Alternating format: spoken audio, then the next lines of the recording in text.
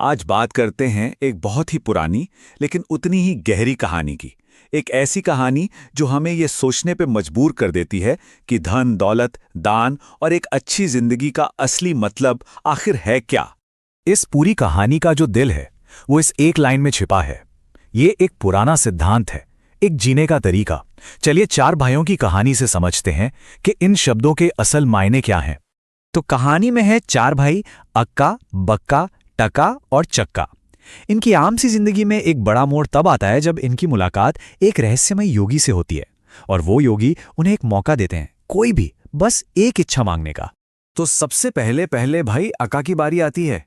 वो एक जादुई आम का पेड़ मांगता है और कहता है कि वो हर आने जाने वाले की मेहमान नवाजी करेगा, किसी को भूखा नहीं जाने देगा। बड़ा नेक संकल्प लगता है ना। अब दूसरा भाई बका, वो खेती बाड़ी से जुड़ा इंसान है, तो वो खेती के साधन मांगता है, बैल और खेत, और कसम खाता है कि उसकी मदद मांगने वाला कोई भी इंसान कभी भूखा नहीं सोएगा। तीसरा भाई है टक्का, उसकी इच्छा गायों से जुड़ी थी। वो गायों का एक झुंड मांगता है और वादा करता है कि वो दूध मक्खन की कोई कमी नहीं होने देगा, जो भी आएगा उसे खिलाएगा। और आखिर में चौथा भाई चका, उसकी इच्छा इन सब से बिल्कुल अलग थी। उसे धन दौलत खेत खलिहान कुछ नहीं चाहिए था। वो बस एक अच्छी जीवन साथी की कामना करता है जो मेहमानों की सेवा में उसका हाथ बटा सके।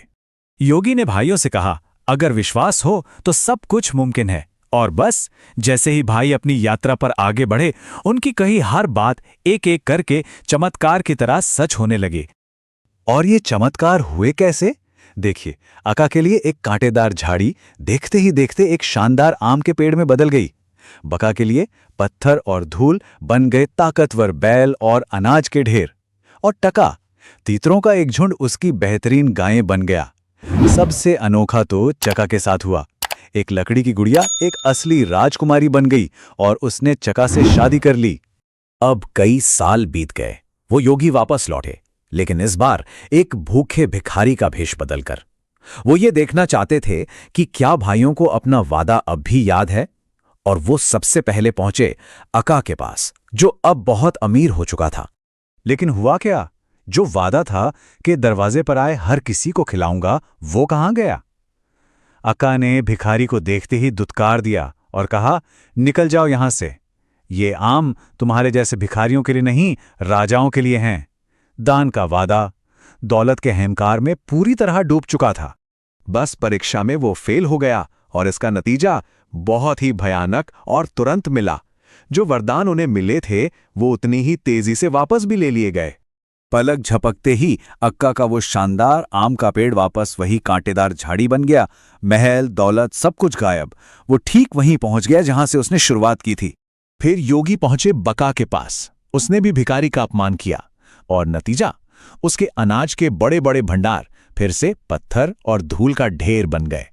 और टका, वो तो इतना लालची हो गया था कि अकाल पड़ने की दुआ कर रहा था ताकि उसका मुनाफा बढ़े। उसके साथ क्या हुआ? उसकी सारी गायें, पूरा का पूरा झुंड बस हवा में गायब हो गया। वो भी कंगाल हो गया। तो अब तीनों भाई बर्बाद और अपमानित होकर मदद की उम्मीद में अपने चौथे भाई चका को ढूंढने निकले। जब वो चका के घर पहुंचे तो वहां उनका बहुत प्यार से स्वागत हुआ। उन्होंने साथ बैठकर सादा सा खाना खाया और तभी अक्का को एक बहुत बड़ी बात समझ आई। उसने महसूस किया कि मेरे भाई के घर की ये साधारण रोटी और गुड़ मेरे उस पेड़ के किसी भी शाही आम से कहीं ज्यादा मीठी हैं। ये एहसास था कि प्यार से खिलाया गया खाना लालच की दावत से कहीं बेहतर होता है। और तभी उस योगी ने अपना असली रूप दिखाया। वो कोई और नहीं बल्कि ऋषि नारद थे। उन्हें ये परम ज्ञान सिखाने के लिए ही भेजा गया था। उन्होंने समझाया कि ये जो एक सिद्धांत है ना, खिलाकर खाना, जिलाकर जीना, असल में यही सारे ज्ञान का सार है। तो इस कहानी से हमें सीखने को क्या मिलता है? पहली बात, सच्ची खुशी चीजें जमा करने में नहीं बल्कि देने में है। दूसरी, दौलत का अहंकार इंसान को बर्बाद कर देता है, इसलिए विनम्रता जरूरी है। तीसरी, आप कितना देते हैं उससे ज्यादा जरूरी है कि किस भावना से देते हैं। और सबसे बड़ी बात, असली ज्ञान किताबों में नहीं, जिंदगी के अनुभवों में मिलता है। और आखिर में ये कहानी हमारे लिए एक बहुत बड़ा सवाल छोड़ जाती है। आज की इस दुनिया में जहां इतना कुछ है, वहां हमारी असल दौलत का पैमाना क्या है? वो चीजें जो हमारे पास हैं, या वो जो हम दूसरों के साथ बांटते हैं?